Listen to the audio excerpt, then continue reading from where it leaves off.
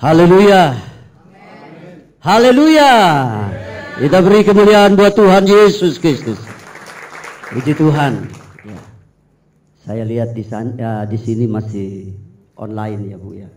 Ya, kalau kita nggak mau pakai online lagi, soalnya kebanyakan kalau kita online banyak yang nggak datang ibadah.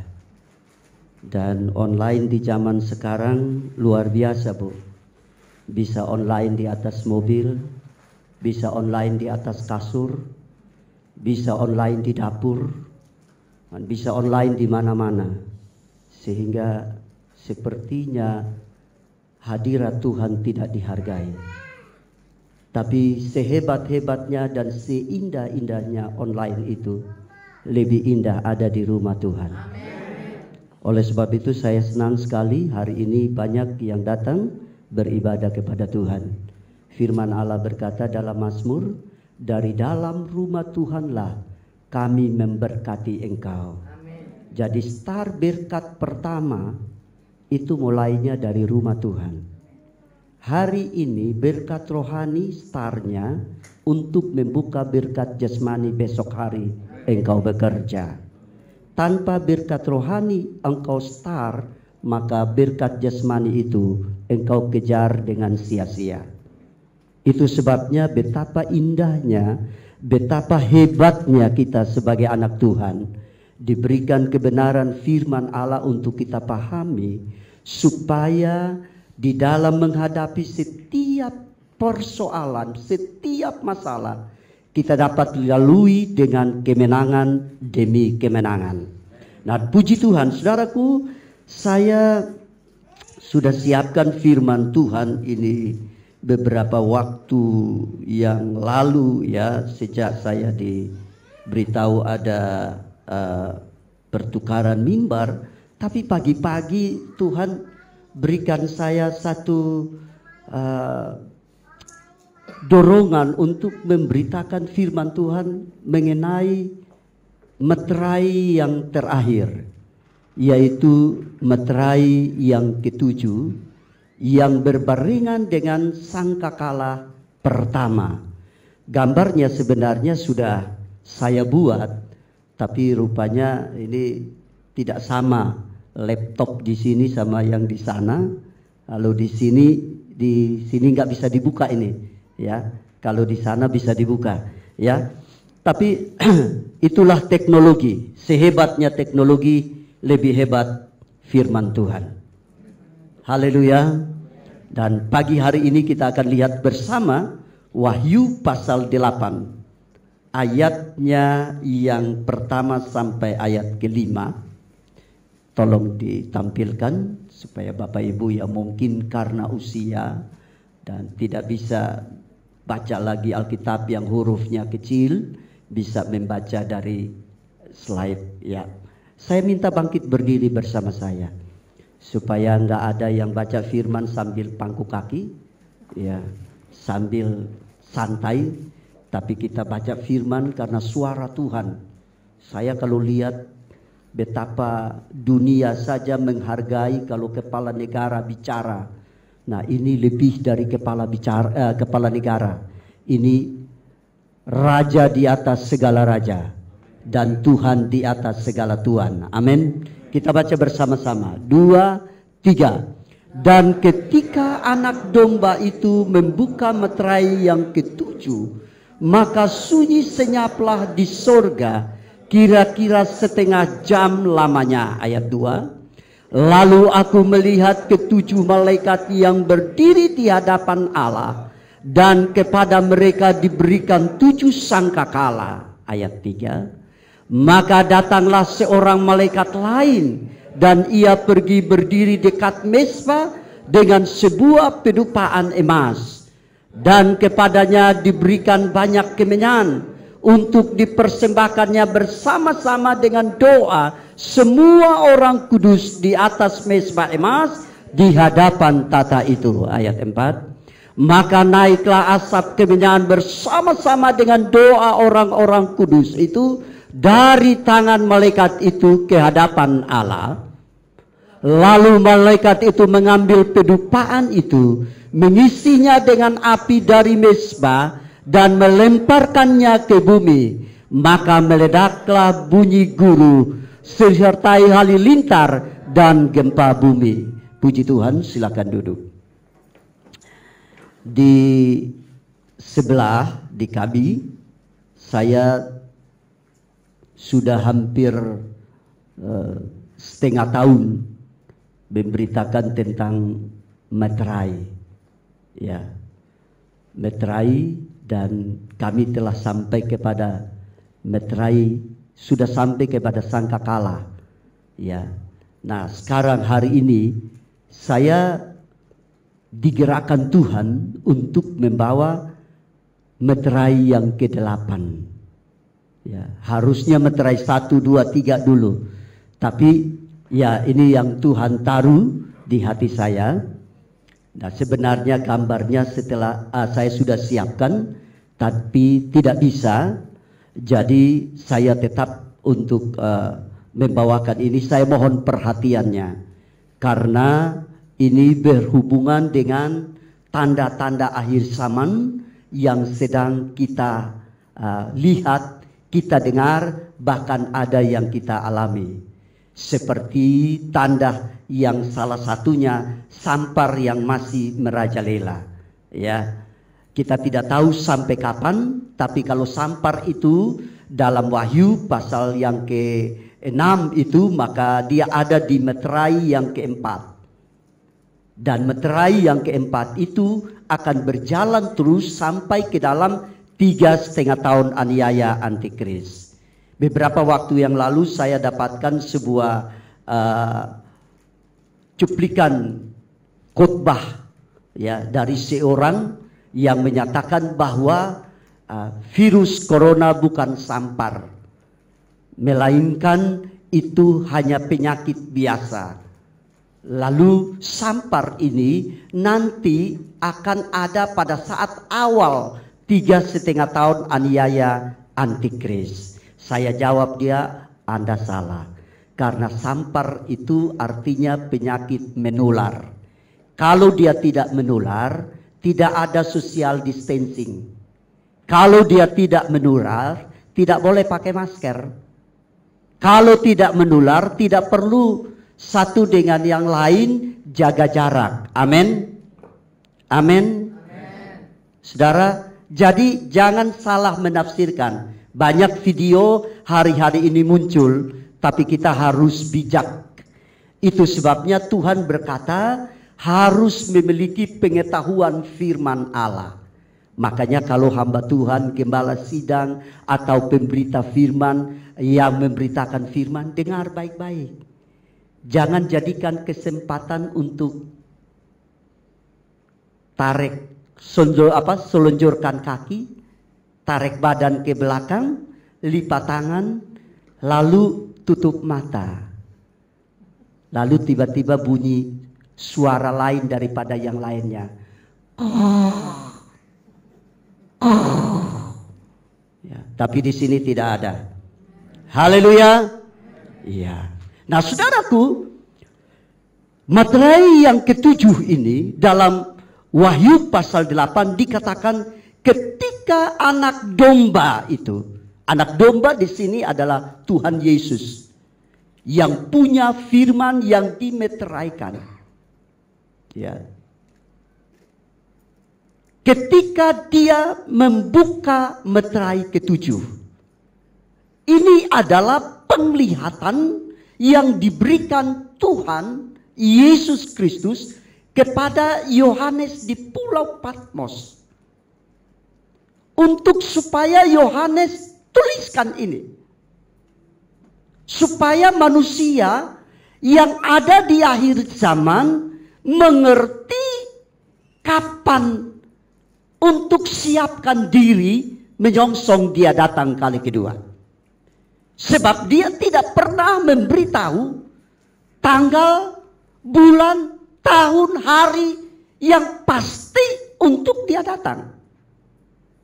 Walaupun tidak demikian, janji kedatangannya tidak mungkin tidak terjadi. Pasti terjadi. Haleluya. Itu sebabnya dikatakan oleh Tuhan Yesus bahwa anak manusia itu datang seperti seorang pencuri. Kalau pencuri yang pintar, dia pasti diam-diam, tidak gembor-gembor. Sebab kalau dia gembor, dia datang artinya dia sorong kepala. Karena pasti yang punya rumah tebas dia. Tapi dia datang itu diam-diam, dia tidak beritahu. Ibarat seperti itulah Yesus menggambarkan ia datang kali kedua. Oleh sebab itu dia berkata, berjaga-jagalah. Siap sedialah.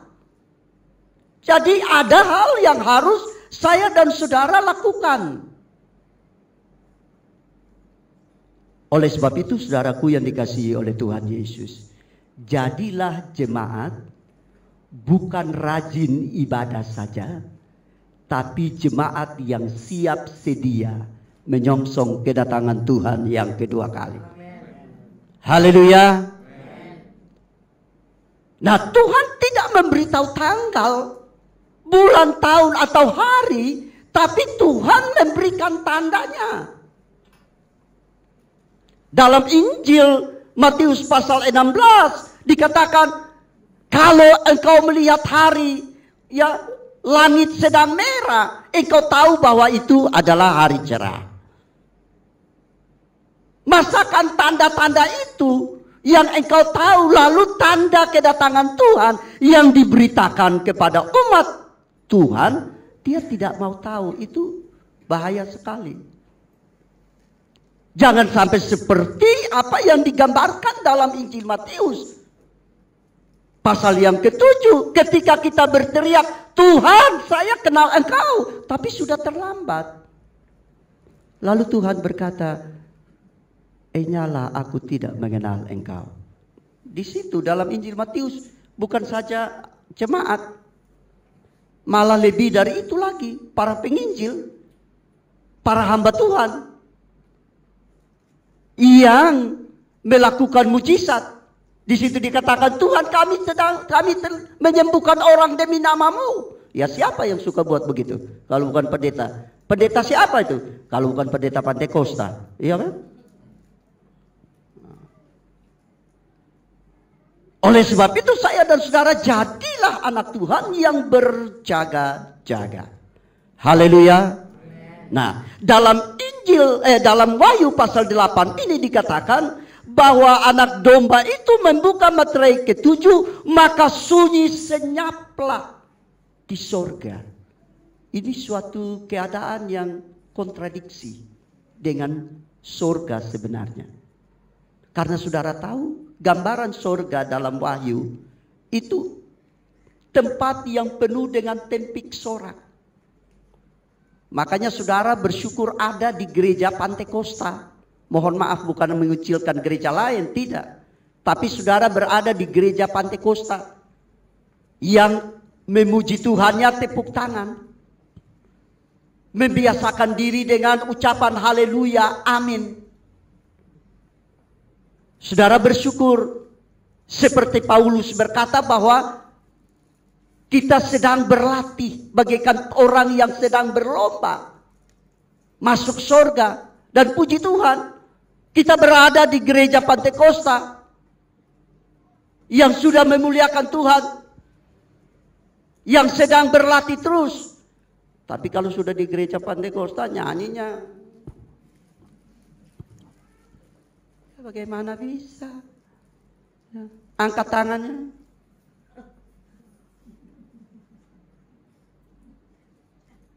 Haleluyanya karena kalau dibilang, saudara mau diberkati? Amin. Giliran yang lain firman Tuhan kena saudara, sentil saudara, pendeta ini tidak baik.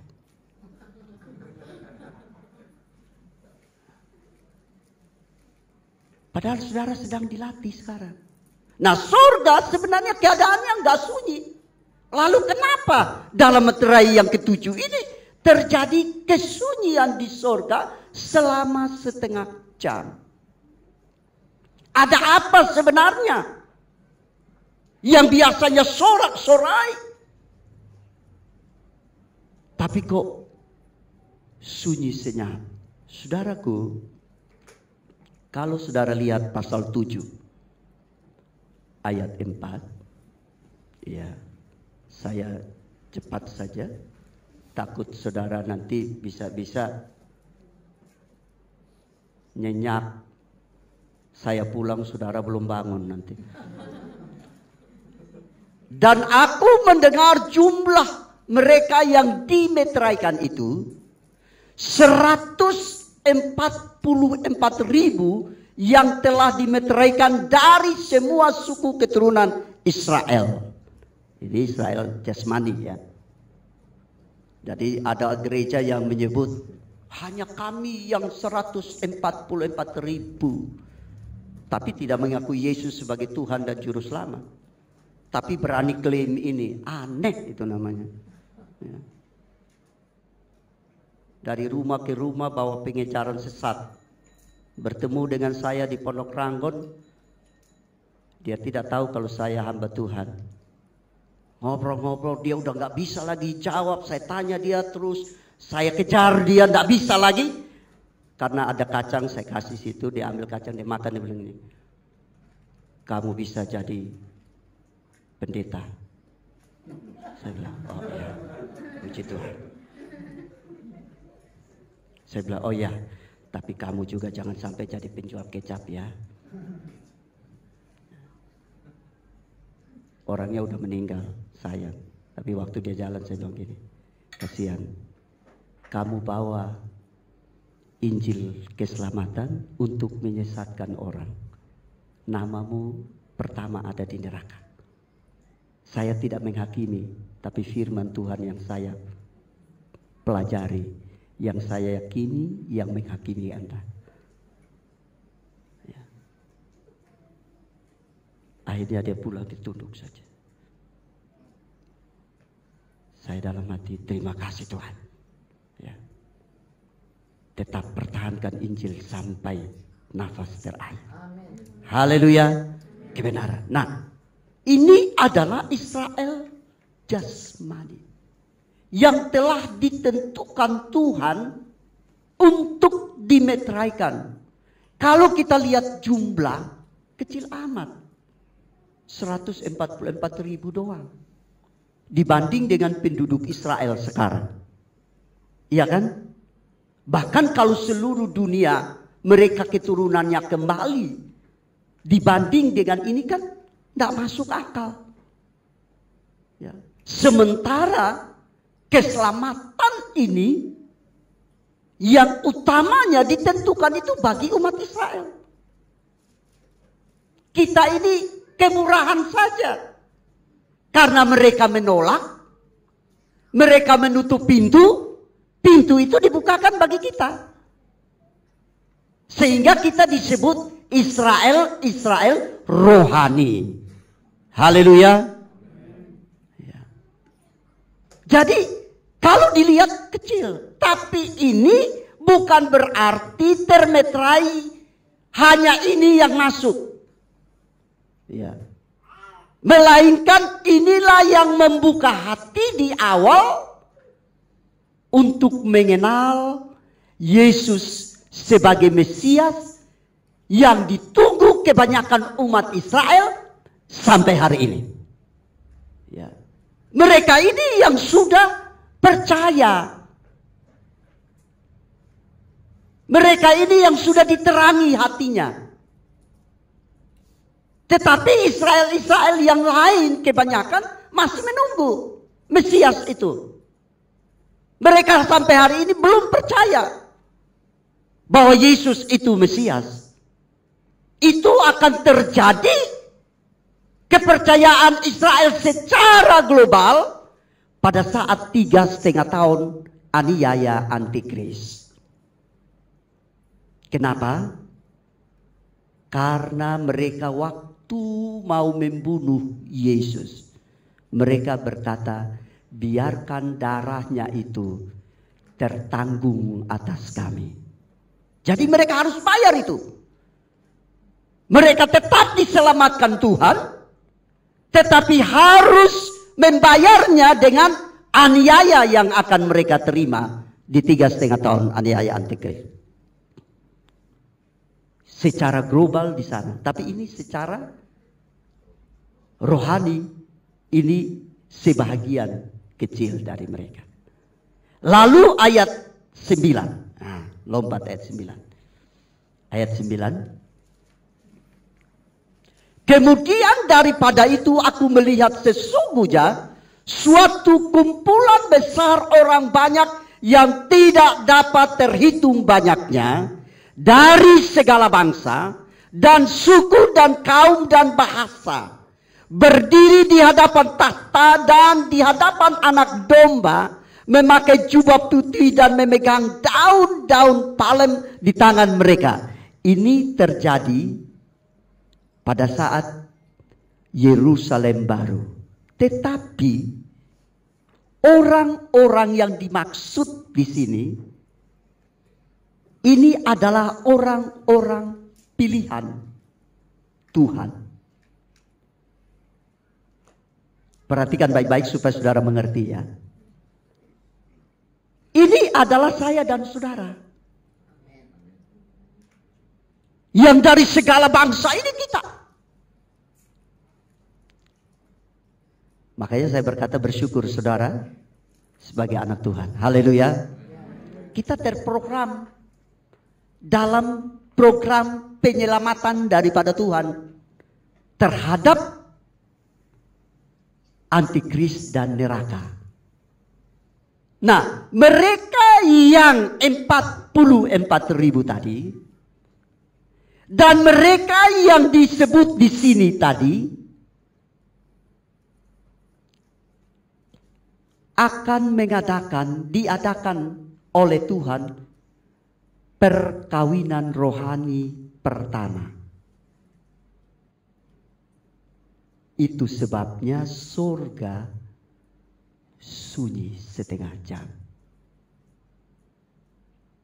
Karena Tuhan menghormati perkawinan anak domba dan gereja Tuhan. Perkawinan dalam bentuk rohani, bukan jasmani.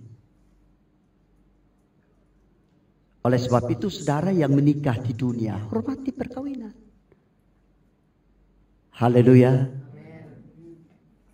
Jangan kawin hari ini, senang, cocok, satu anak gak cocok lagi. Sudah cacuk. Katanya dulu bodimu bagaikan gitar Spanyol. Sekarang mirip drum oli. Lah siapa yang buat? Ya kan? Yang buat siapa? Halo, yang buat siapa? Ya, iya. Kalau dia nggak kawin kan bodinya tetap gitar Spanyol. Itu artinya berkat. Haleluya. Daripada dia kurus jadi tiang listrik. Lurus terus. Saya percaya tidak ada suami-suami yang mau istrinya gemuk seperti tiang listrik. Ya. Ada haleluya. Coba lihat yang bawa istri. Lihat ini sampingnya. Ya. Amin. Amin. Jadi jangan cepat-cepat, hormati itu perkawinan.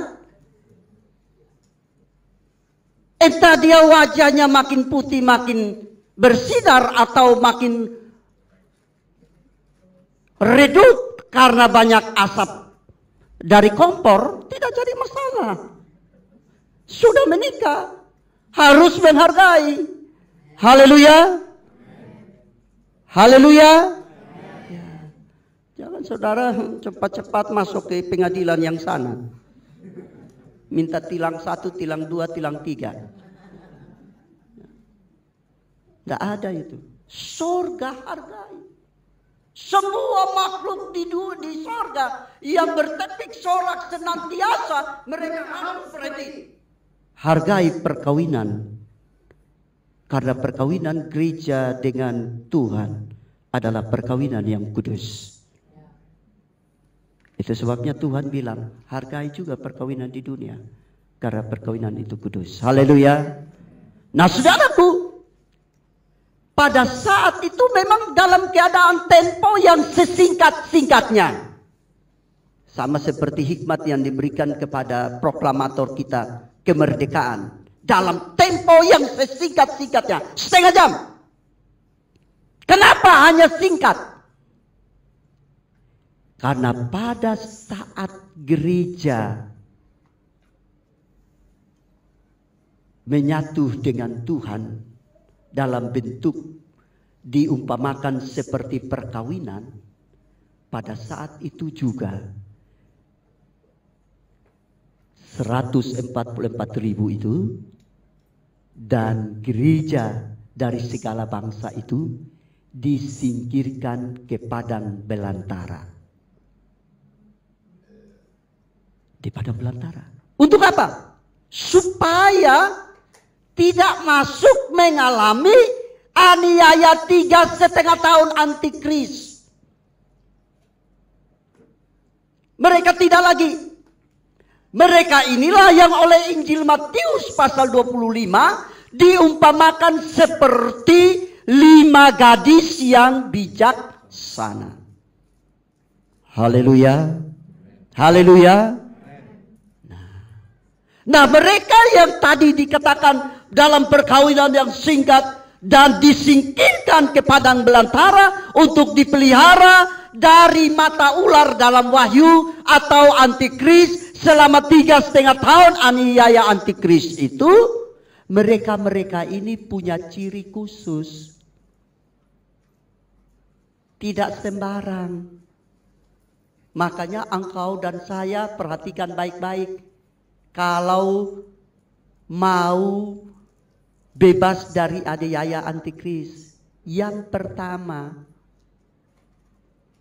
mereka harus disahkan, dimeteraikan, punya meterai dulu. Haleluya, haleluya, amin. Mereka punya meterai, mereka punya tanda dulu. Yang pertama, perhatikan ayat 9. Berdiri di hadapan tahta, di hadapan anak domba Allah, memakai pertama jubah apa? Putih. Haleluya. Haleluya. Jadi yang menikah dengan Kristus, yang disingkirkan itu tidak sembarang. Pakaiannya harus punya ciri khusus. Ya. Saya tidak pernah lihat itu orang, apalagi di Kristen ya, mau menikah, dia pakai dress dari sana, ya, dari rumah, laki-lakinya pakai celana pendek, datang ke gereja minta Om berkatin saya. Pasti dia siapkan pakaian khusus. Ya. Amin. Tidak mungkin dia pakai pakaian yang ke dapur suka masak, pakaian tidur, apa itu namanya itu yang panjang itu apa? Daster. Sudah daster lagi kumal-kumal baru dia datang, Om berkatin kami. Tapi punya pakaian yang dia siapkan khusus. Nah ini juga umat Tuhan yang menjadi pengantin daripada Yesus, yang mau dinikahkan ini dan mau disingkirkan ini, dia harus punya pakaian khusus. Yaitu warnanya juga ditentukan. Putih melambangkan kekudusan. Haleluya. Ya. Saya ingin lihat dulu itu dalam apa itu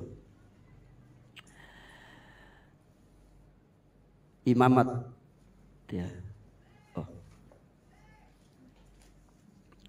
Pasal 19 ayat 2. Imamat 19 ayat 2. Mudah-mudahan saudara masih bisa bertahan sampai jam berapa nih? Masih mau terus? Masih terus. Oke. Imamat 9 Tuhan. Berbicaralah kepada segenap jemaat Israel. Israel rohani, saya dan saudara. Haleluya. Katakanlah kepada mereka, kuduslah kamu, sebab aku Tuhan Allahmu kudus. Bukan kudis, mirip. Nah, kalau kudus itu suka garuk-garuk. Nah, ada jemaat yang suka garuk-garuk jemaat yang lain, itu namanya kudis. Tapi di sini tidak ada. Haleluya. Kudus. Jangan panas telinga ya dengan firman Allah ya. Hati yang ada. Karena tinggal pilihan. Hidup itu pilihan. Mau pilih masuk 3,5 tahun aniaya antikris, atau mau disingkirkan dipelihara Tuhan di padang belantara. Ya. Ini kan pilihan. Dan hanya 2. Tidak ada bagian yang ketiga. Kalau saudara pilih kontrakan masih banyak. Kontrak di sini, ke sana, boleh pilih kontrakan banyak. Tapi kalau di sini, ini pilihannya hanya 2. Ya. Saudara pilih yang mana? Mau bebas dari 3,5 tahun aniaya atau masuk dalam 3,5 tahun aniaya? Berapa banyak yang mau bebas? Angkat tangan. Nah, berusaha punya ciri ini dulu. Kudus. Haleluya. Kudus dalam segala hal. Perkataan, pikiran, perbuatan, segala hal. Tentu saya dan saudara tidak mungkin mencapai itu dengan keberadaan saya dan saudara. Karena kita manusia masih punya kelemahan. Tetapi bisakah kita bisa mencapai itu? Bisa tidak? Bisa. Kenapa bisa? Karena Tuhan Yesus berkata, aku pergi, tapi aku mengutus seorang penolong bagi engkau. Nah, ini kenapa anak-anak Tuhan selalu berdalih. Tuhan, aku kan manusia. Om, gembala, Pak, gembala, Ibu gembala, ya namanya manusia.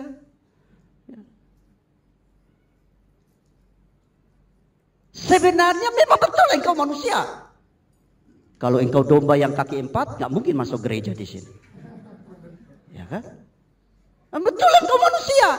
Tetapi manusia yang memiliki kesempatan untuk mengerjakan sesuatu lebih daripada manusia. Yaitu ketika penolong itu engkau mau dia ada di dalam hidupmu. Adapun hidupku ini bukannya aku lagi, melainkan Kristus yang hidup di dalamku. Sehingga engkau mampu. Sehingga engkau bisa kudus. Bukan karena kehebatan engkau, tetapi karena Roh Kudus yang mengalir di dalam engkau, membuat engkau menjadi kudus. Untuk apa Tuhan lakukan seperti itu? Supaya engkau jangan sombong rohani, bahwa aku hebat. Oh, karena aku hebat, aku lebih dari kamu, aku lebih dari kamu, aku lebih dari kamu. Bukan. Bersyukur kalau engkau bisa pimpin pujian. Bersyukur kalau engkau bisa main musik. Bersyukur kalau engkau bisa berkhotbah, memberitakan firman Allah. Bersyukur kalau engkau menyembah dengan luar biasa. Bersyukur kalau engkau berdoa dengan luar biasa. Engkau harus bersyukur untuk itu. Namun engkau harus tetap merendahkan diri, bahwa semua itu saya bisa lakukan karena Roh Kudus yang memenuhi hidupku. Amin. Kalau itu ada dalam kita, maka engkau pasti kuat. Di tengah masa yang sukar seperti ini, dampak dari corona banyak pengeluhan, bukan? Kemarin saya masuk, beberapa hari yang lalu saya masuk ke mall Tamini Square. Begitu sampai diminta tunjukkan kartu vaksin. Saya tunjukkan kartu vaksin. Lalu saya masuk. Begitu saya masuk, kaget saya. Kenapa saudara? Yang buka mungkin hanya 5%. Lalu saya coba bertanya, kenapa ini enggak buka? Habis modal dipakai untuk kehidupan, Pak. Enggak bisa lagi ada uang untuk bayar. Sebab bayar mahal di mall. Jadi dipilih tutup saja. Toh yang kedua, yang datang juga harus pakai kartu vaksin, Pak. Tidak semuanya bisa. Lalu kalau hanya 10% yang masuk, berapa yang beli? 1 bulan berapa yang beli? Lalu kita harus bayar berapa banyak? Kepada pemilik dan pengelola mall. Luar biasa. Tapi engkau dan saya harus mengeluh? Tidak. Engkau dan saya harus stres? Tidak. Engkau dan saya harus mengumpat kepada pemerintah ataupun mencaci maki kepada orang? Tidak. Kita bisa lewati itu semua. Kita bisa akan melihat mujizat bisa terjadi kalau Roh Kudus ada di dalam hidup kita. Dia akan memberikan jalan yang terbaik. Itu sebabnya saudaraku yang dikasihi Tuhan Yesus. Marilah di akhir zaman ini, kekudusan ini perlu diperhatikan. Ini syaratnya saudara. Harus kudus. Haleluya. Yang kedua, jangan lama-lama. Saya rasakan Roh Allah bekerja. Tetapi tetap saya selesaikan 1 poin lagi. Yang kedua, ayat 9 ini dari Wahyu pasal 7. Wahyu 7 ayat 9.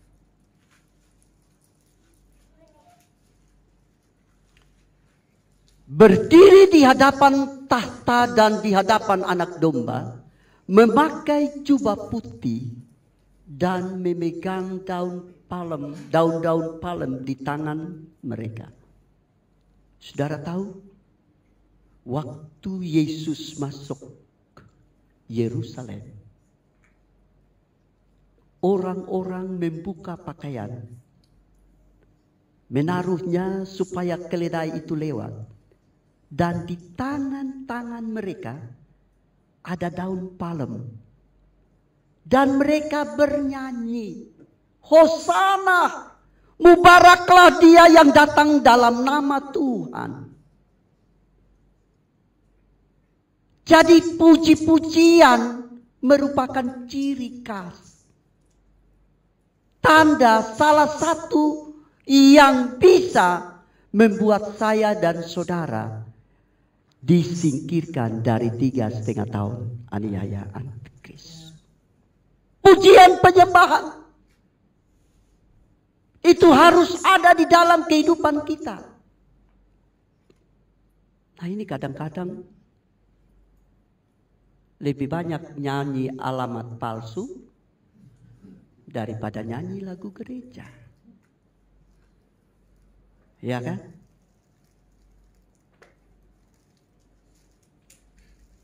Dia lebih suka cari yang palsu-palsu daripada yang bagus, yang paten, yang asli, yang ada di gereja. Makanya kalau cinta palsu itu pada saat susah dia akan angkat tangan.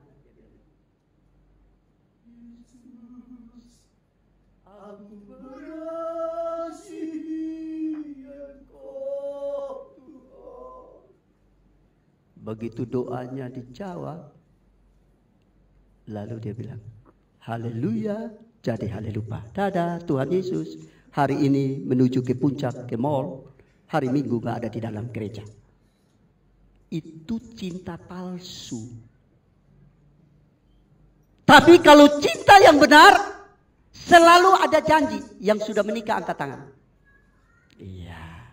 Waktu saudara menikah, ada janji pernikahan tidak? Tidak kan? Ada di situ dibilang gini. Aku mengasihi engkau baik dalam suka dan sukacita. Tapi dalam suka dan halo, suara enggak ada. Dalam suka dan dalam suka dan duka. Masa dalam suka dan suka terus? Itu cinta palsu. Yang benar itu suka dan duka.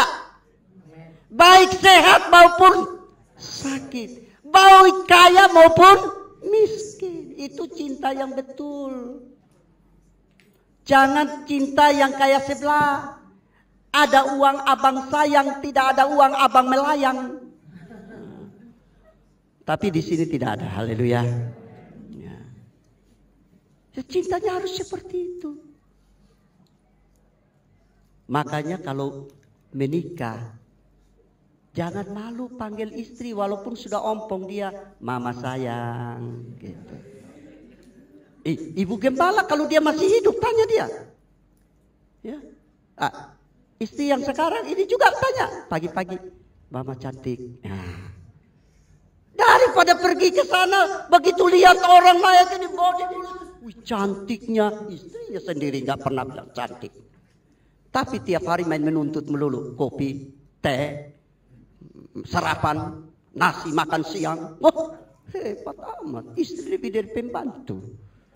Ya. Tapi di sini tidak ada. Haleluya. Ya, puji Tuhan. Ibu-ibu bahagia. Ya. Nah, saudara yang dikasihi oleh Tuhan Yesus Kristus, jangan ada palsu. Bahkan istilah sekarang, jangan ada dusta di antara kita. Haleluya. Coba bilang sama sebelahnya, suami istri yang sudah nikah. Jangan ada palsuan di antara kita. Jangan ada dusta di antara kita ya. Korek dia, coba lihat di punya muka. Ada dusta, ada palsu.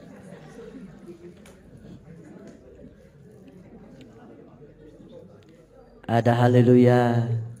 Berapa banyak yang sampai hari ini suaminya bilang gini, mama sayang. Ada, angkat tangan. Jadi gatal kepala saya. Tuhan. Oh Tuhan. Salomo berkata begini, cintaku kuat seperti Jadi biar dia sudah tetap harus cinta itu kuat. Ada haleluya. Biar sudah punya cucu cecet, juga cinta tetap kuat. Sampai maut. Haleluya. Nah ini yang seringkali akhirnya terbawa. Di gereja pun atau di dalam mencintai Tuhan pun jadi sama seperti itu. Mencintai Tuhan pura-pura baik. Bukan marga purba ya. Tapi pura-pura baik. Ya. Tuhan berkata, firman Allah berkata, mereka betul-betul daun palem untuk mengingatkan kembali kita kepada suasana Yerusalem waktu Yesus masuk itu. Sehingga kalau di dalam gereja bukan hanya kita mengejar kekudusan, tetapi kita juga memuliakan Tuhan dengan menyembah Tuhan dengan sungguh-sungguh. Jangan dari sini pemimpin pujian sudah bahasa roh, saudara bahasa rock. Tahu bahasa rock? Ya.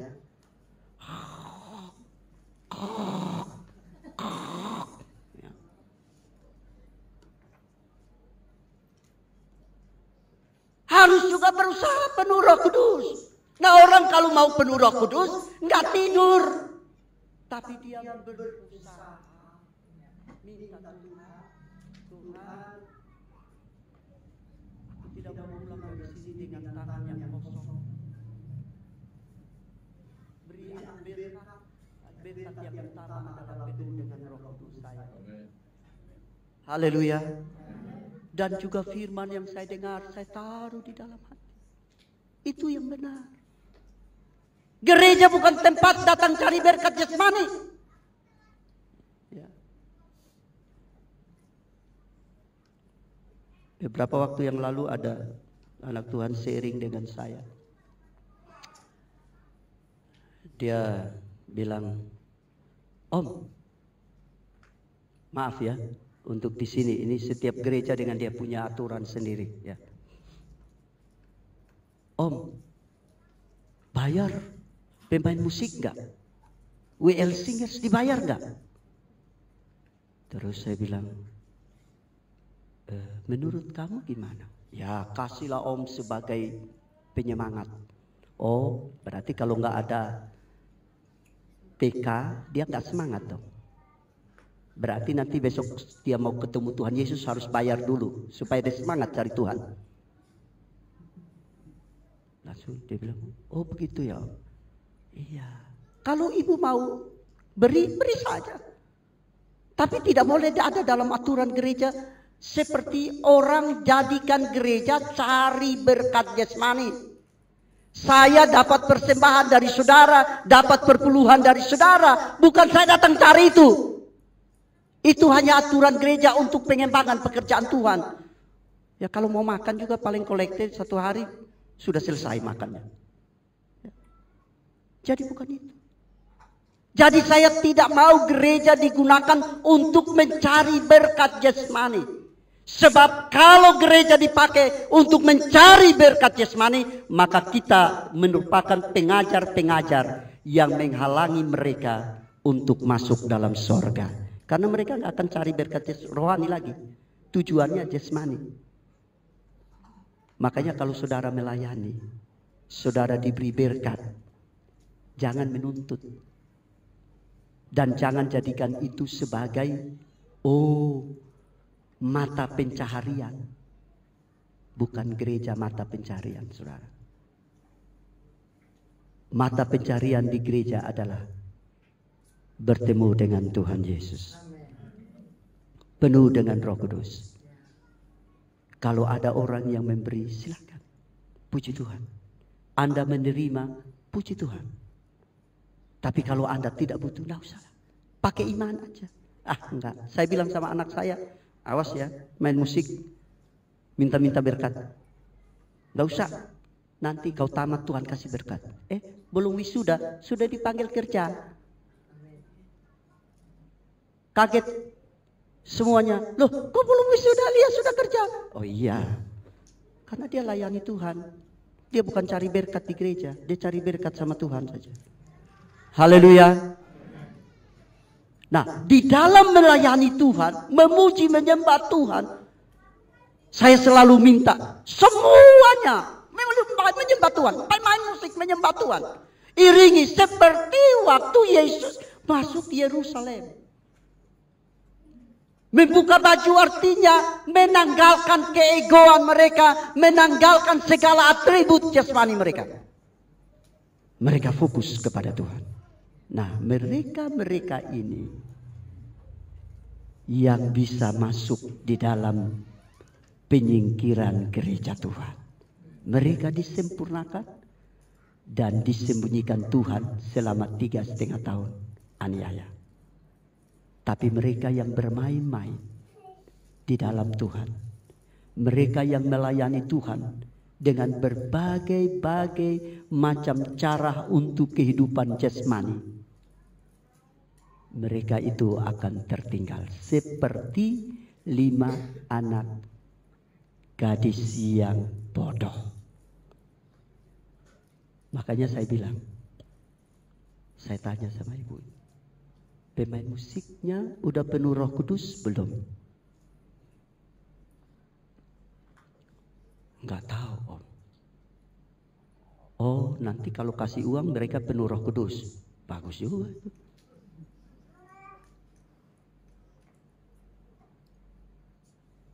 Maaf pemain musik di sini ya, jangan marah loh.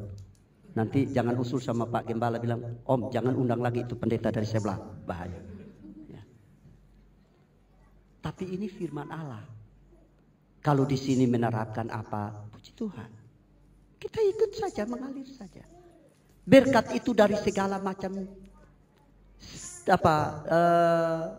alirannya, dari segala macam kiri kanan muka belakang atas bawah kita.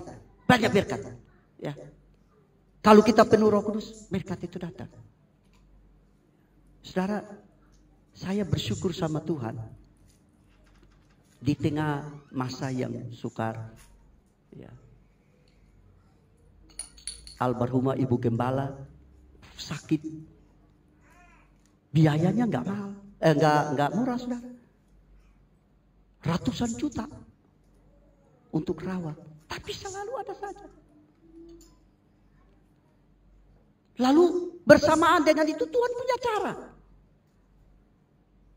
Saya hanya berkata kepada Tuhan, Tuhan, kalau andalkan persembahan dari umat-Mu, berapa? Tak sanggup ini Tuhan. Tiba-tiba Tuhan kasih itu fitness. Dia jual-jual sudah sampai murah, tidak dapat. Akhirnya saya cicil. Oh ya, boleh cicil. Oh ya, puji Tuhan. Cicil, terus bagaimana? Sampai lunas baru saya ambil atau udahlah pokoknya cicil papa ambil aja, sekarang hitung pendapatan. Tuhan kasih lebih. Cicil ada lebih.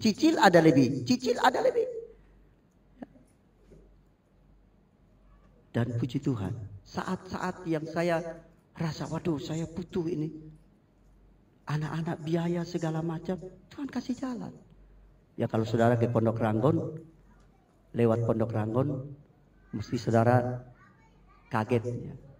Karena sudah ada Alfamart dan ada fitness di lantai 2. Itu semua karena Tuhan.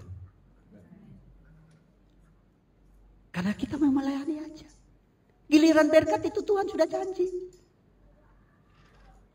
Aku akan memberkati engkau dengan limpah.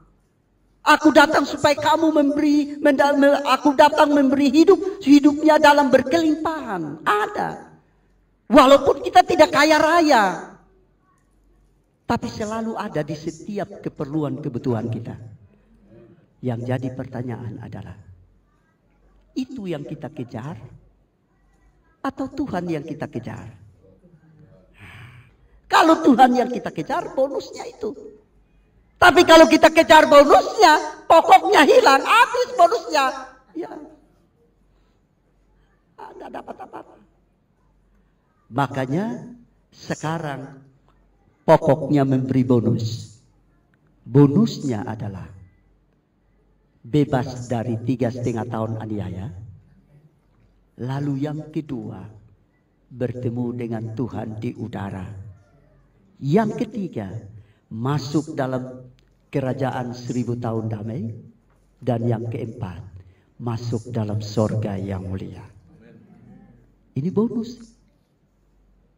Tapi Tuhan punya jalannya. Kudus dulu. Yang kedua, memuliakan aku dengan sungguh-sungguh. Tanpa ragu-ragu. Haleluya. Haleluya. Nah, oleh sebab itu hari ini saya tidak panjangkan firman Allah. Dia ada di sini. Firman sudah engkau dengar. Apa yang engkau mau lakukan? Ya, biar supaya saya dan saudara dapatkan bonus ini. Ya. Kalau sangkakala Allah berbunyi, aku ada. Kalau bunyi sangkakala, kalau bunyi sangkakala, kalau bunyi sangkakala, kalau bunyi sangkakala, ku ada. Haleluya. Jangan sampai pada saat sangkakala Allah berbunyi, orang berkumpul dengan Tuhan, engkau tidak ada di sana. Kasihan. Sesal kemudian tidak ada gunanya. Dia ada di sini. Dan dia akan memenuhi engkau dengan Roh Kudus. Karena dia tahu engkau tidak mampu. Dia tahu kita tidak mampu. Apapun persoalanmu, kesulitanmu, apapun pergumulanmu, engkau tidak mampu. Tapi Roh Kudus akan memberikan kemampuan untuk engkau menang. Dan dia siap hari ini memenuhi engkau.